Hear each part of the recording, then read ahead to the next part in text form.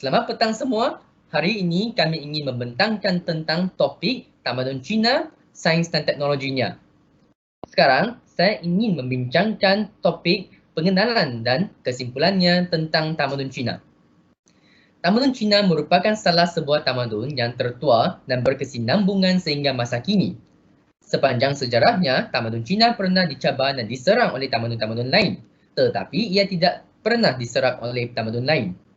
Walaupun tamadun Cina agak terlindung pada awalnya, tamadun Cina amat berkembang sehingga kini disebabkan oleh warisan sistem nilainya. Salah satu bidang yang menyumbang ke arah perkembangan tamadun Cina serta tamadun dunia ialah bidang sains dan teknologi. Antara bidang teknologi yang menjadi sumbangan besar terhadap perkembangan tamadun adalah bidang pertanian, pembuatan senjata, bidang pelayaran, bidang penerbangan dan sebagainya. Kesimpulannya, bidang sains dan teknologi dalam tamadun Cina bukan sahaja memberi sumbangan dan kebaikan kepada tamadun sendiri, tetapi juga kepada tamadun-tamadun lain. Namun begitu, ramai orang dalam generasi muda ini tidak mempunyai pengetahuan tentang sumbangan yang diberi oleh orang tamadun Cina dalam bidang sains dan teknologi.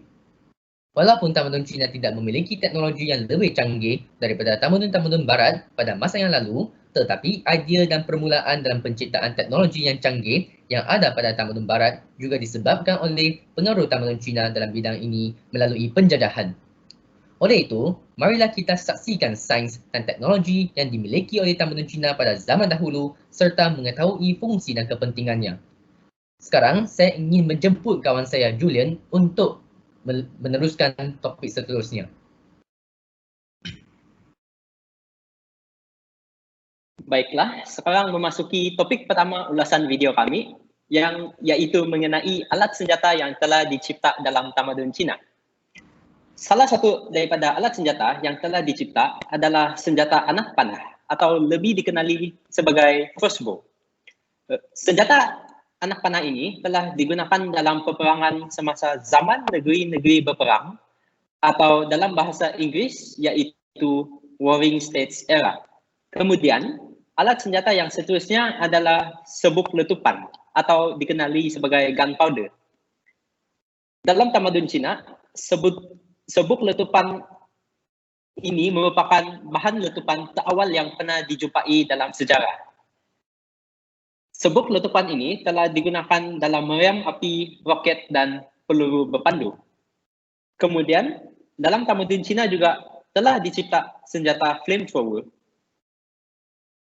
Senjata ini telah digunakan untuk melepaskan api yang dikenali sebagai Greek Fire secara berterusan. Dalam tamadun Cina, senjata ini telah digunakan untuk menyalahkan kapal musuh ketika dalam peperangan. Sekian daripada saya. Sekarang saya ingin menjemput Owen untuk topik seterusnya. Okay, so untuk topik seterusnya adalah alatan pertanian. So tidak dapat dinafikan bahawa teknologi yang telah memberi impak terbesar terhadap sejarah dunia yang berasal dari tamadun Cina adalah bajak besi. So jadi dengan adanya bajak besi ini, para petani dapat menggembur tanah kasar bagi persediaan menanam biji benih. Dan besi ini yang terdapat pada bajak besi ini berbentuk V, dan ia membolehkan bajak besi tersebut mengalir tanah-tanah lebihan ke tepi.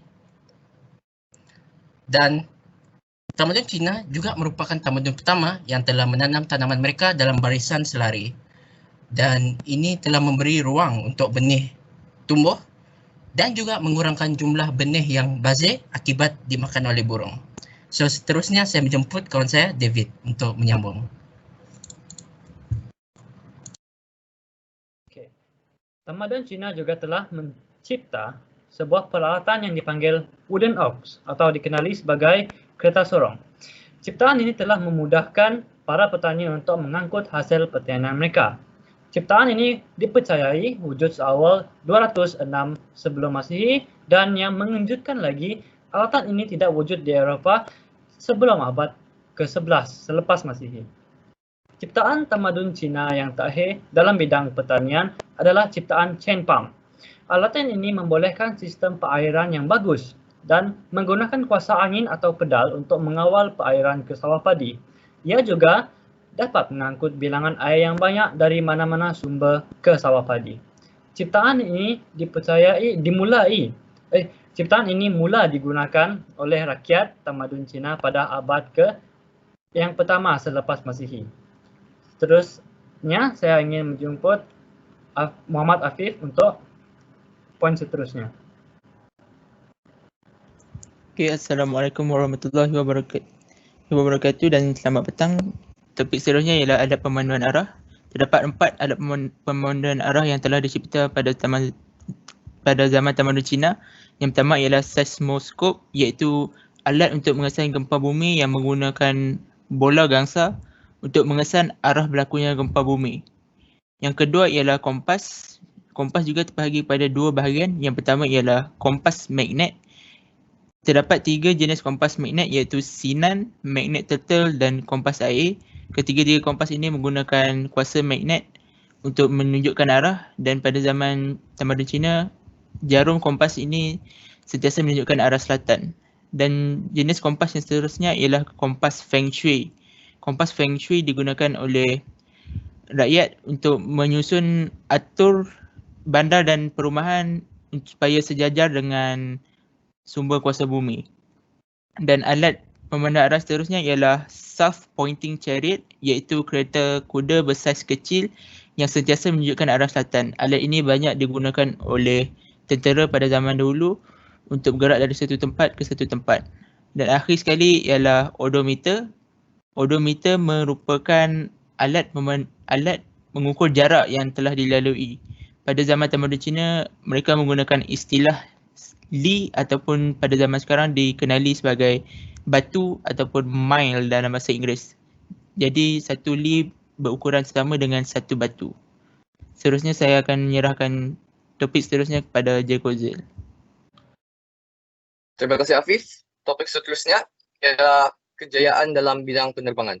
Secara ringkasnya, terdapat 4 ciptaan penting, iaitu layang-layang, payung terjun, belon udara panas, dan bambu dragonfly. Bambu dragonfly ialah sejenis gasing terbang.